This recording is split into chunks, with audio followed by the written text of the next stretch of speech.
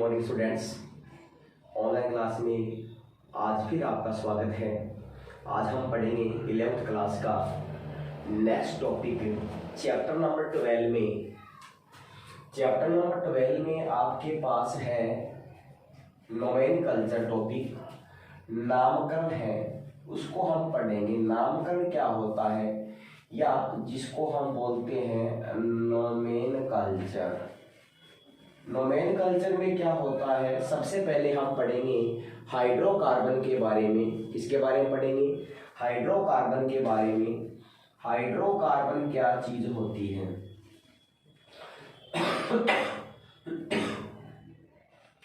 Hydrocarbon दो प्रकार के यौगिक से मिलकर बना होता है, यानी हाइड्रोकार्बन कार्बन व हाइड्रोजन से मिलकर बना होता है, जिसको हम हाइड्रोकार्बन कहते हैं। हाइड्रोकार्बन को दो भागों में वर्गीकृत किया गया है, जिसको हम बोलते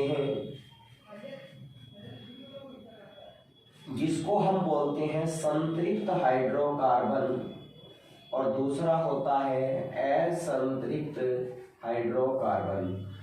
संतृप्त हाइड्रोकार्बन में क्या होता है कि कार्बन कार्बन के बीच में सिंगल बॉन्ड होता है, और असंतृप्त हाइड्रोकार्बन में कार्बन कार्बन के बीच में डबल बॉन्ड होता है, और कार्बन कार्बन के बीच में क्या होता है? ट्रिपल बॉन्ड होता है।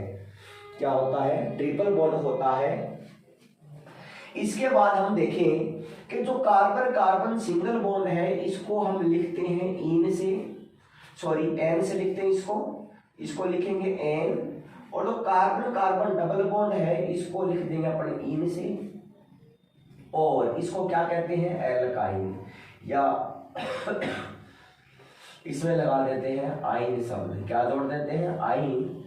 अब क्या है, आपको पता है कि carbon carbon single bond, carbon carbon double bond, carbon carbon triple bond है, तो इसमें हम आपको पता है एल्कीन और क्या हो जाएगा? एल्काइन हो जाएगा। अगर हम देखना चाहें, आपको पता है एल्कीन का सामान्य फॉर्मूला क्या होता है? CnH2n प्लस का 2 होता है। एल्कीन का फॉर्मूला क्या होता है? CnH2n प्लस 2 होता है। और एल्कीन का क्या होता है? CnH2n होता है। और एल्काइन का क्या होता है? CnH2n माइनस का 2 होता है। ठीक है जी। इसके बाद हम कह सकते हैं कि n इक्वल टू क्या होता है? n इक्वल टू होता है number of carbon. n equal to क्या होता है? नंबर ऑफ कार्बन होता है, यानी कार्बन की संख्या। तो आपको भी याद रखना है कि एल्कीन और क्या हो जाएगा? एल्काइन। तो हम इन तीनों से फॉर्मूला बना सकते हैं। इसके पश्चात देखिए, इसके पश्चात है, सबसे पहले आता है एल्कीन। क्या आता है अपने पास? एल्कीन। तो एल्कीन में n का मान रखेंगे 1 2 3 4 5, मतलब आप कार्बन की संख्या 10 तक रख सकते हो। ठीक है।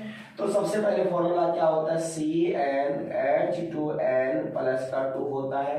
तो मैं n की वैल्यू 1 रखता हूं, तो क्या आएगा? C1H2 इंटू 1 प्लस में क्या आएगा? 2।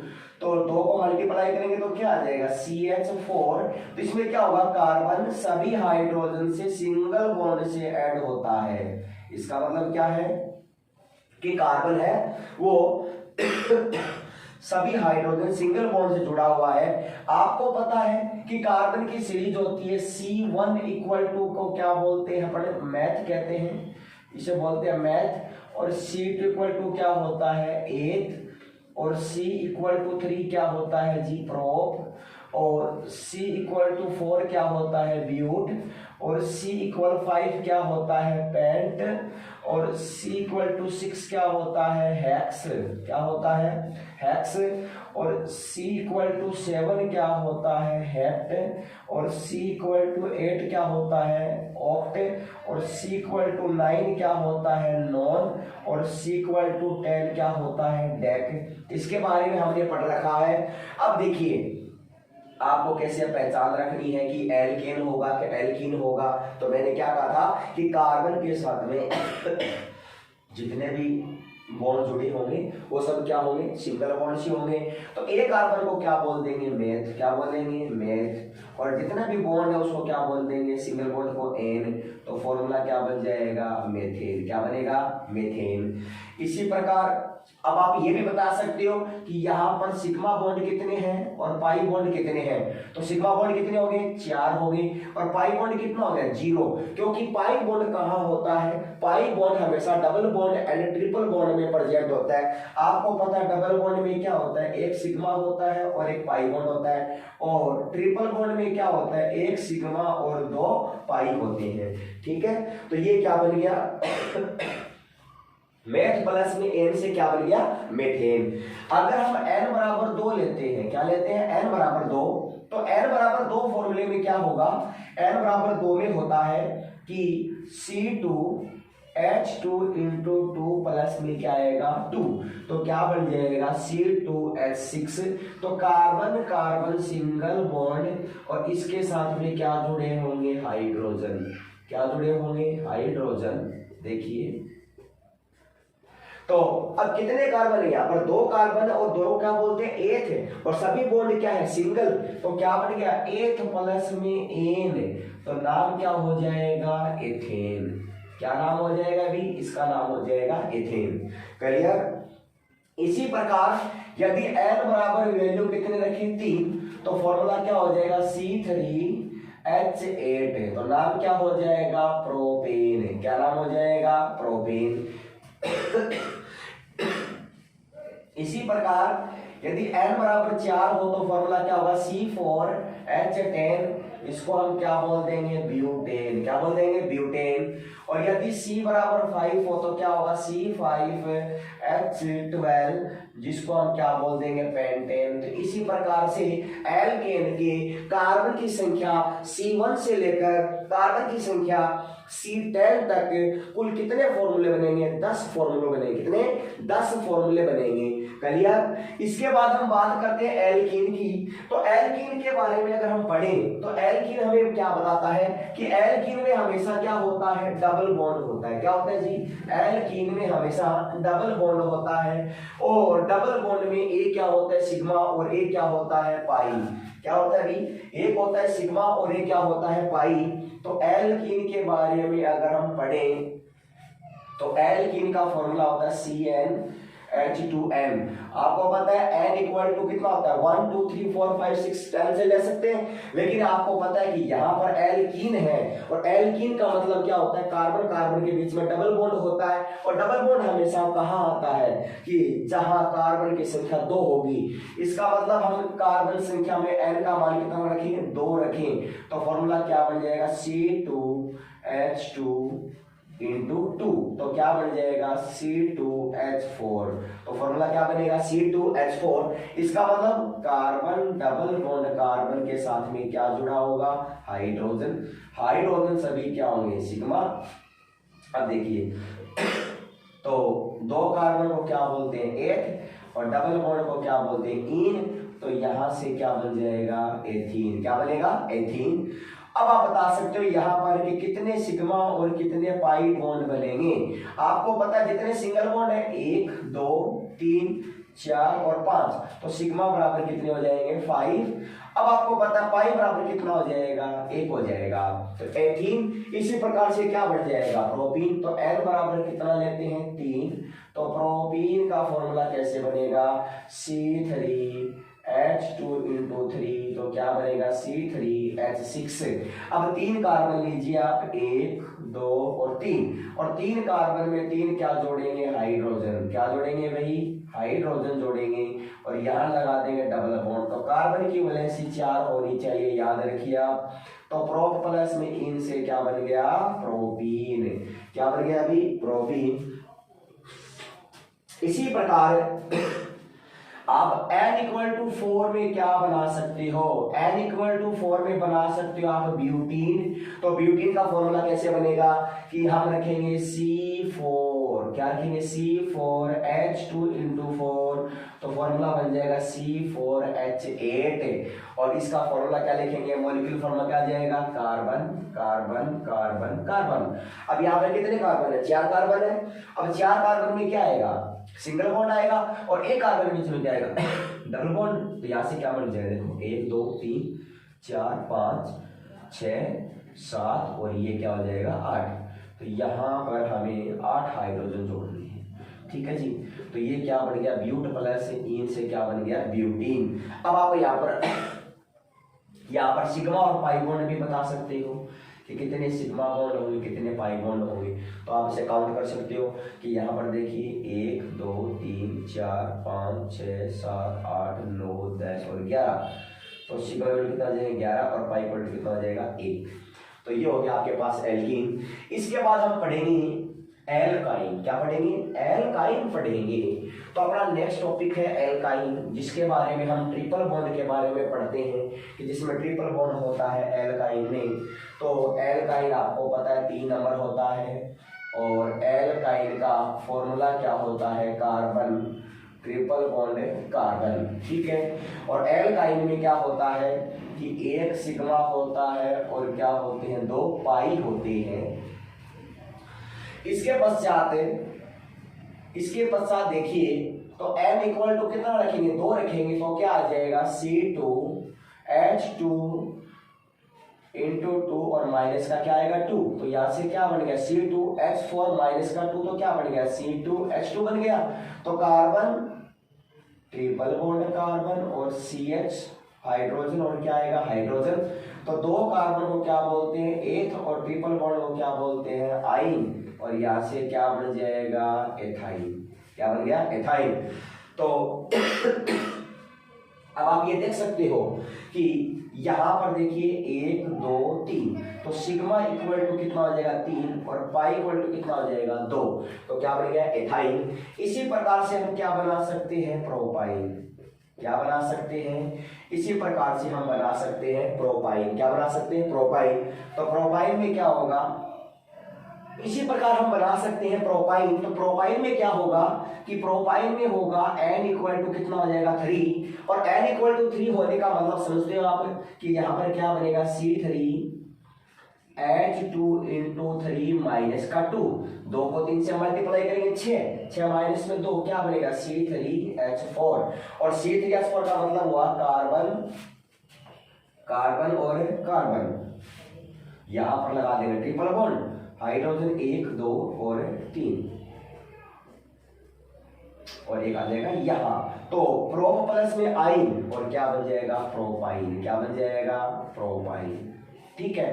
तो यहां पर आप सिग्मा एंड पाई बॉन्ड बता सकते हैं कि कितने सिग्मा कितने पाई होंगे। तो देखिए 1 2 3 4 5 और 6। यहाँ पर सिग्मा इक्वल टू कितने हो गए 6 और पाई इक्वल टू कितने हो गए 2। कितने हो गए 2। तो इस प्रकार हाइड्रोकार्बन किसे कहते हैं कि वे यौगिक जो कार्बन व हाइड्रोजन से मिलकर बने होते हैं हाइड्रोकार्बन कहलाते हैं। हाइड्रोकार्बन को 2 भागों में बांटा गया, संतृप्त और असंतृप्त हाइड्रोकार्बन। जो संतृप्त हाइड्रोकार्बन होता है उसमें कार्बन कार्बन के मध्य सिंगल बॉन्ड होता है अर्थात एकल बंध होता है और carbon carbon double bond and carbon carbon triple bond. Carbon carbon के मध्य double bond and triple bond किस में आते हैं असंतृप्त हाइड्रोकार्बन में आते हैं। संतृप्त हाइड्रोकार्बन को हम क्या बोलते हैं एल्केन कहते हैं और असंतृप्त हाइड्रोकार्बन में एल्कीन और एल्काइन दोनों आते हैं। अब अगर हम बात करते हैं एल्कीन की तो एल्कीन का मतलब क्या हुआ कि कार्बन में 1 सिग्मा और 1 पाई बॉन्ड होगा और जहां पर ट्रिपल बॉन्ड होता है वहां पर 1 सिग्मा और 2 पाई होते हैं। इस प्रकार आप एल्केन एल्कीन और एल्काइन से क्या बना सकते हो कोई भी फॉर्मूले बना सकते हो।